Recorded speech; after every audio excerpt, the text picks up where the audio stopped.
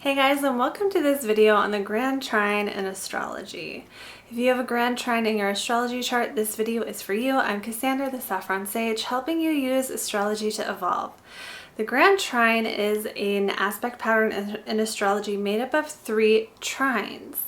Okay, so a trine is an aspect of 120 degrees. These are 2 planets in the chart that are known to flow well together. Okay, so the energy flows really easily from one planet to the other. That is what makes up a trine. A grand trine is when you have 3 of these placed in such a way that it makes this beautiful blue triangle in the astrology chart. This is called a third harmonic according to Robert Hand if you are looking at harmonics. And that just means that the 360 degrees of the circle is divided by 3. So this is an aspect that is known to have ease associated with it because the way the energies work together is easy. Now, we can talk more about what that really means. It doesn't mean that everyone with 3 grand trines has it made. What it really means is that in that element that you have those 3 grand trines, that you kind of have this way of using those energies to your advantage that people without those aspects don't have. And so what that looks like in life is that you can really capitalize on that energy. It's not all easy. Even though it sounds like, oh, you have so much ease, my life's gonna be so easy. It's not exactly totally like that. First of all, you have to look at what planets are involved. So if you have really challenging planets in a trine, this can actually make it easier for those challenging planets to challenge you.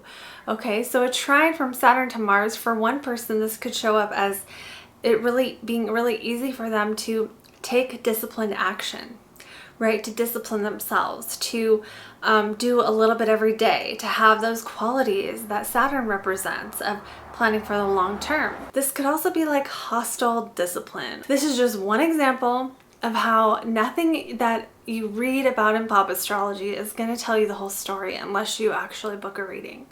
So another example of a negative trine would be like maybe Chiron moon. This probably wouldn't be an easy aspect for the person who has it because the moon represents our emotions, Chiron represents our wounds. So to have those in aspect flowing like that means that it's easy for you to feel your emotional wounds. Now, because the moon is involved, this could also mean that your mother, which is represented by the moon, is very comforting to you. It could also mean your mother causes your wounds. So this really, again, it really depends on how it all plays out in the chart.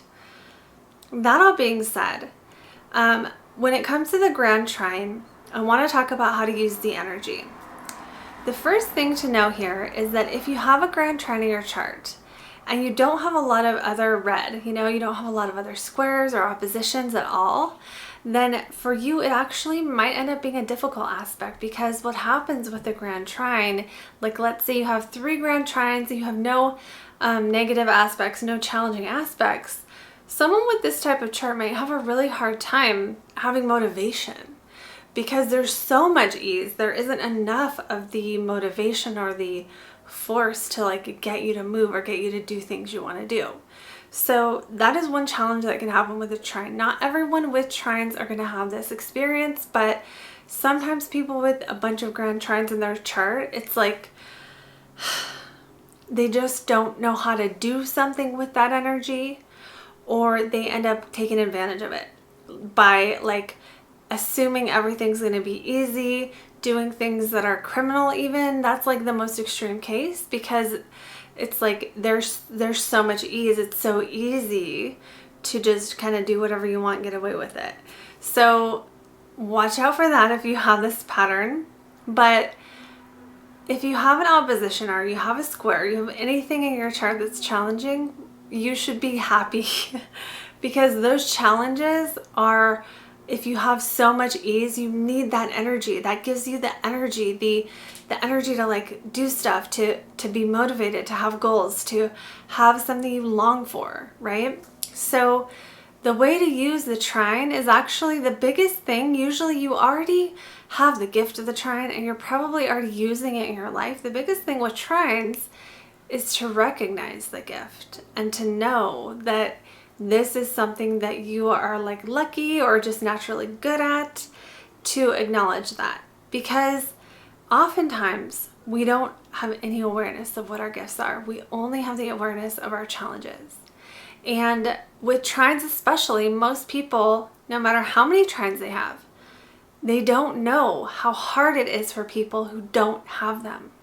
Okay, so if you have grand trines, a bunch of them, or just one of them, it's really good to kind of take stock of that area of your life, whatever element is represented, and we'll get into that in a minute, by those trines to see what area you might be more blessed at or more gifted at. And this is something that, again, most people don't know. Most people don't know what their gifts are. So don't feel bad if you don't know what your gifts are. And don't feel bad if you have trines and you're saying like, but my life isn't easy.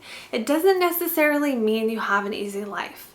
And here's the way to explain it. A trine aspect, it's like if something bad or a challenge happens, someone with several trines will be able to kind of come back to balance a little more easily in those areas. So let's say you have your grand trine in water, then this means you're going to have more emotional balance or more emotional awareness than the average person. And you'll probably have an easier time regulating your emotions or doing work that requires emotions like counseling or, listening, having empathy, compassion, the things that water signs are good at. You're probably going to naturally really excel here.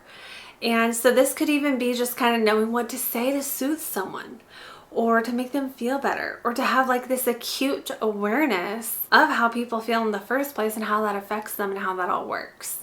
So whatever element your grand trine is in, it's like you have a superpower in this area. So the next element is fire. Fire is passion and action and really wants to move. So if you have a grand trine in fire, you're probably a very, very active person. It might be hard for you to sit still. You might have no problem getting motivated or having ideas or wanting to do more, wanting to expand, because fire wants to burn, it wants to expand, it wants to burn more, right? So when people have fire grand trines, that's probably going to show up as mastery of the fire element, mastery of passion, mastery of having that driving force. So things that can fall under this can be things like leadership, creative self-expression, travel, adventure, being really, really physical, doing things that require courage, that are dangerous, having a lot of courage, having a lot of fierce energy, and not getting knocked down very easily. So that's a fire grand trine. So next we have the air grand trine. Air is the element of communication. So if you have a grand trine in air, you're going to be a master communicator. You might be a great salesperson. You might be an idea person, someone who's always like thinking fast, able to come up with creative ideas. You might see things from a different perspective. You might have a really strong gift of being able to connect with people and network. And again, sell, get people to like, motivate people, get them to do what you want to do a little bit. Use your words to inspire, to uplift, or the other way, right? Because this just says what the gift is, not necessarily how you're going to use it. So, some people, this could be more the technical side of like the detailed, nuanced verbal or written communication, being a really skilled writer, being a really skilled speaker, being able to move people with your words. But oftentimes with air, it's less about moving people and more about the ability to express thoughts, to get them out into words, to get them onto paper in a way that is more genius or more, special than the average person. So next we have the grand trine in earth. So this one is probably the calmest of them all because earth signs are very grounding, they're very calming. They oftentimes reflect things that have to do with the physical world, whether that be through like enjoying the senses, nature, building things, doing things outside, being of service to people, working hard, trying to reach the top. All of the physical aspects of life are represented in earth signs. Earth is also the slowest moving element. And so this is where with 3 grand trines in earth, you could, for some people, this can show up as like an ability to work hard or an ability to really have that area of life mastered. But I think for most people, it's more about the ability to enjoy life, the ability to enjoy the senses. So when I think of a grand earth trine, I think of a person who's just super easygoing, you know, like really easy to be around, really chill, not in a hurry to do anything, you know, like someone who can just chill, you know, and never has to like have some crazy adventure going on unless they really want to. But even then, they're going to do it in the most chill way possible. Keep in mind, it depends on what else is happening in your chart. If you have a grand trine and a bunch of other squares, you know, a grand trine and a T-square, well, that's going to be very, very different than if you have 3 grand trines. So keep in mind that the rest of the chart has to be taken into consideration. Also keep in mind that the orbs matter. So the degree of the orbs, which means how close are these aspects. You can have a sign-based trine that isn't really a trine. So if you're not an astrologer and you're not sure, here's how you know. Are the 3 planets 120 degrees apart? So you have to really look at the degree and see. And I would say for this, if it's not within 3 degrees, it's not a true trine. Sometimes we look at sign-based squares or sign-based trines, and this does matter. Let's say your sun and your moon are in a sign-based trine. This matters a lot because it's the sun and the moon, even if it's not within 3 degrees. Astrology is complex, and it's usually not simply just like, oh, 3 degrees out. So just know that the more close the orb is, the more the ease part of the equation factors in. That is what you should know. So if your grand trine is like exact, you know, all 3 planets are at the same degree, then that ease factor of how easy things are and how you really need to almost even try to challenge yourself, that will be stronger. If the orbs are further apart, so you have a planet at 10 and 15 and 12, that's going to be less easy.